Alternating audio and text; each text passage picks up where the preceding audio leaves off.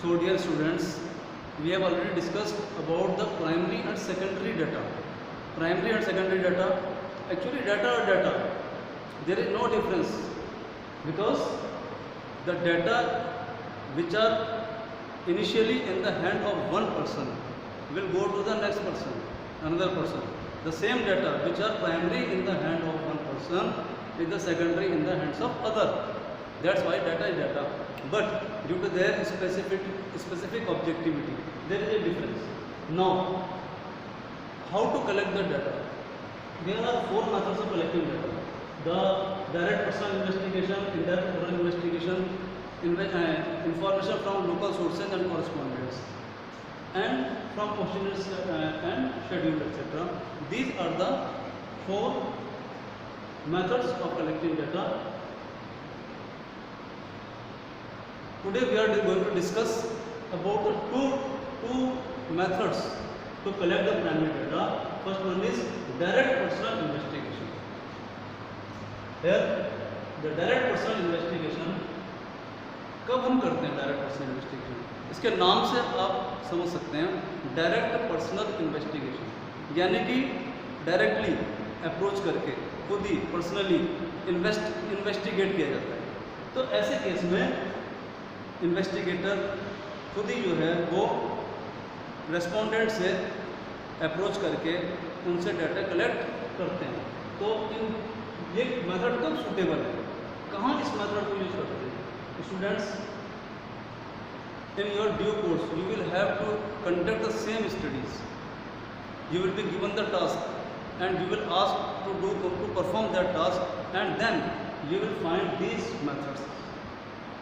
You will seek for these methods. Suitability means कब ये method जो है वो उपयुक्त है, कब सुटेबल है. सबसे पहले लिमिटेड एरिया, अगर एरिया छोटा है तब ही इसे कंडक्ट किया जा सकता है इस मेथड से. क्यों?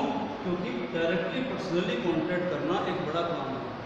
हम एक बहुत बड़ा एरिया कवर नहीं कर सकते, हम लिमिटेड एरिया को ही कवर कर सकते हैं. तो इसलिए जो है हम ये कह सकते हैं कि लिमिटेड एरिया ही कवर होता है. If the area of investigation is limited, then only the method will be applicable. Greater degree of originality, अगर हमें एकदम डाटा ओरिजिनल चाहिए तब जो है हम जो है इस मेथड को यूज़ करेंगे. क्यों? क्योंकि ओरिजिनलिटी का मतलब यह है कि it is being collected from the source of origin. It is being collected from the source of origin and that's why these data are original. तो इसलिए ओरिजिनलिटी अगर हमें चाहिए तो हम वहाँ जाके साइट पे जाके इसको जो है इस मेथड को अप्लाई करेंगे. Information to be kept secret, अगर हम किसी काम को दूसरों के थ्रू कराते हैं, if we make the study conducted through other persons, then the confidentiality और secrecy can not be maintained. Therefore, if we want to maintain the secrecy, to information will be kept secret. We collect the data ourselves. तो ये इसकी suitability है. Direct contact required, यदि हमें जिनसे हम data collect कर रहे हैं उनसे डायरेक्ट कॉन्टैक्ट की आवश्यकता होती है, तो ऐसे केस में हम क्या करेंगे, इस मेथड को इस्तेमाल करेंगे कि हम स्वयं जाकर खुद जाकर जो है वो रेस्पोंडेंट से डाटा कलेक्ट करेंगे. तो यहाँ पर जो है डायरेक्ट कॉन्टैक्ट, कई बार डायरेक्ट कॉन्टैक्ट की आवश्यकता पड़ती है. हायर एक्यूरेसी, अगर एक्यूरेसी बहुत ज़्यादा लेवल की चाहिए, ज़्यादा एक्यूरेट डाटा, बहुत सी जगहों पर बहुत ज़्यादा एक्यूरेसी नहीं चाहिए होती है, लमसम डाटा चाहिए होता है. लेकिन अगर हमें डाटा एक्यूरेट चाहिए, एक्यूरेसी उसमें चाहिए, तो इस केस में हमें क्या करना पड़ेगा, इस तरह का यूज़ करना. These are the suitabilities: limited area, greater degree of originality, information to be kept secret, direct contact required and accuracy, higher degree of accuracy is required, then this method will be applicable. इस method के कुछ गुण हैं, कुछ दोष हैं, कुछ फायदे भी हैं और कुछ कमियां भी हैं. जैसे मेरिट, ओरिजिनलिटी एंड रिलायबिलिटी, यानी कि डाटा जो आपको मिलेगा वो ओरिजिनल होगा, ये इसकी मेरिट है, ओरिजिनल होगा. अब कुछ ना कुछ सुटेबिलिटी से भी जो है वो चीज़ें मेरिट की मिल जाती हैं कि जैसे ओरिजिनलिटी है, यहाँ पे हमने कहा था ओरिजिनलिटी, तो originality and reliability and accuracy भी. तो अगर डाटा हमें जो मिलते हैं वो ओरिजिनल होते हैं और रिलायबल, विश्वस्त क्यों होते हैं? क्योंकि उन्हें हम खुद अपनी एफर्ट से जो है वो इकट्ठे करते हैं। तो ऐसे केस में डाटा ओरिजिनल होंगे और रिलायबल होंगे, एक्यूरेसी उनमें होगी, ठीक है ना, हमने पहले इसको स्टडी किया। रिलेटेड इन्फॉर्मेशन, ये एक इम्पॉर्टेंट पॉइंट है कि जब हम खुद किसी डाटा को कलेक्ट कर रहे हैं किसी एरिया से, किसी फील्ड ऑफ स्टडी से, तो वहाँ पर जो है कोई भी अगर ज़रूरत पड़ती है कि हमें कोई अलग तरह से इन्फॉर्मेशन चाहिए, कुछ रिलेटेड इन्फॉर्मेशन चाहिए, तो वो हम ले सकते हैं उस समय। अगर हमने यही काम किसी दूसरे को दे दिया, किसी दूसरे के थ्रू कराया या किसी क्वेश्चनर शेड्यूल के थ्रू कराया, तो हो सकता है कि उसमें इस तरह का एडजस्टमेंट संभव ना हो। तो related information can be collected, this is the method. Uniformity means क्योंकि हम डाटा खुद कलेक्ट कर रहे हैं तो वो डाटा एक तरीके से हम उसको जिस पैटर्न पे ले रहे हैं उसके हिसाब से डाटा हमें यूनिफॉर्म मिलेगा। इलास्टिक का मतलब कि अगर कहीं की जरूरत पड़ती है कम ज़्यादा करने की, डाटा को मोड़ने की या कुछ अलग तरह से लेने की, तो वहाँ पे इलास्टिसिटी इसमें संभव है। इसके डीमेरिट्स, इसके जो थोड़े से दोष हैं, कि difficult to cover wide area. अगर एरिया बड़ा हमें कवर करना है, if you want to cover the large area then it will be somewhat difficult because it is not possible for a person to move to several places to a larger area. तो difficult to cover wide area, ये इसकी drawback है। Personal bias हो सकता है, अगर investigator खुद ही किसी क्षेत्र में बायस्ड है तो it is related to the person, it can be related to the personal bias of the investigator.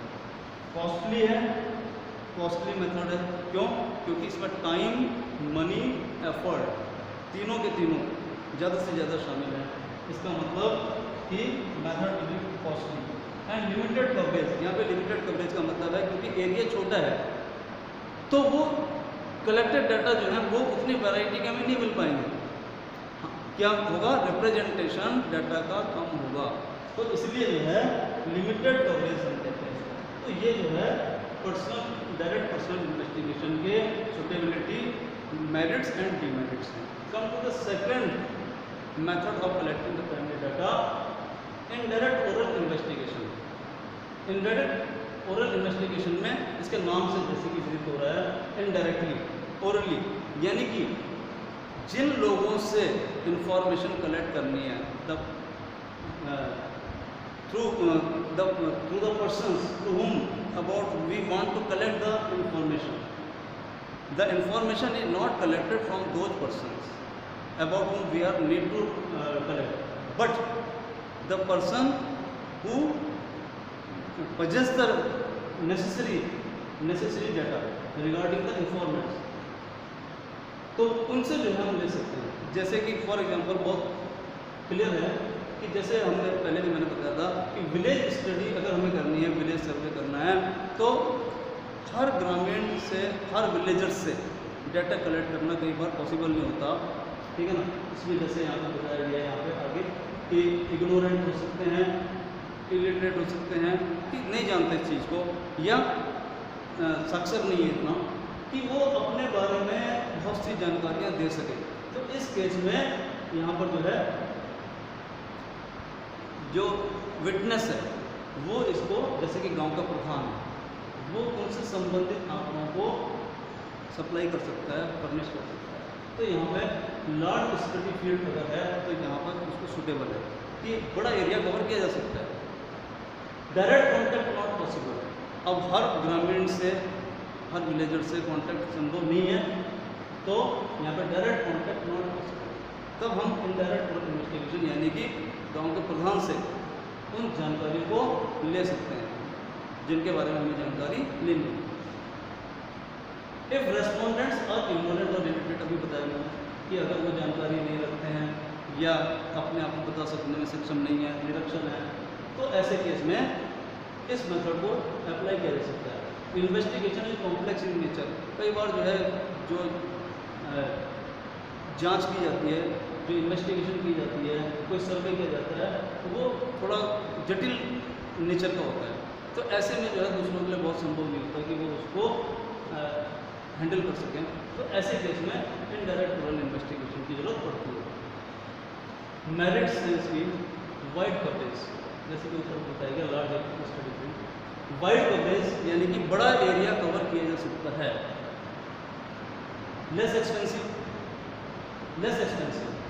Expensive मतलब इसमें टाइम, मनी, एफर्ट्स कम लगता है, क्योंकि आप 100-150 लोगों के बारे में जो जानकारी वो एक अकेले व्यक्ति से ले सकते हैं। तो ऐसे केस में जैसे मान लिया सपोज क्लास टीचर है, वो बच्चों के बारे में कई सारी जानकारियाँ रखते हैं, उनके पास बच्चों का डाटा होता है, तो बजाय इसके कि हर एक प्रत्येक बच्चे से from student to student, it is not possible, then the investigator can collect the data from the class teacher. In that case we can this is the less expensive. Experts opinion, एक point है इसमें, experts opinion. अब expert opinion क्या होता है कि जो अब स्टूडेंट्स के मुकाबले क्लास टीचर तो थोड़ा एक्सपर्ट होगा, विलेजर्स के मुकाबले प्रधान थोड़ा एक्सपर्ट होगा, क्योंकि वो सारी विलेज से संबंधित जितनी भी गवर्नमेंट नीतियाँ हैं उनके बारे में थोड़ा जानकारी रखता है। तो इसका मतलब क्या है कि वो एक्सपर्ट, तो एक्सपर्ट की ओपिनियन यहाँ पे मिल सकती है। फ्री फ्रॉम बायस यानी कि इसमें क्योंकि सूचना विटनेस दे रहा है, तो यहाँ पर जो है इन्वेस्टिगेटर का कोई रोल इतना नहीं होता, क्योंकि सूचना जो विटनेस दे रहा है उसी को लिया जाता है। तो फ्री फ्रॉम बायस, सिंपल है मेथड, सिंपल मेथड, ठीक है।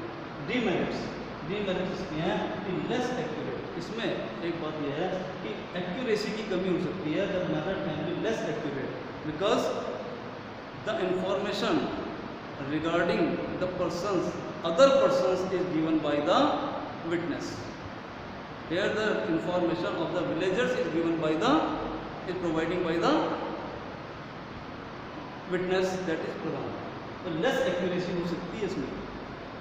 बायस ऑफ द विटनेस, अगर विटनेस खुद ही बायस्ड है, अगर इस केस में if the witness is already biased, कि वो भेदभाव रखते हैं लोगों के अलग अलग डिफरेंट ग्रुप्स के प्रति, तब वहाँ पर केस बिगड़ सकता है। तो ये इसकी डीमेरिट हो सकती है इस केस में।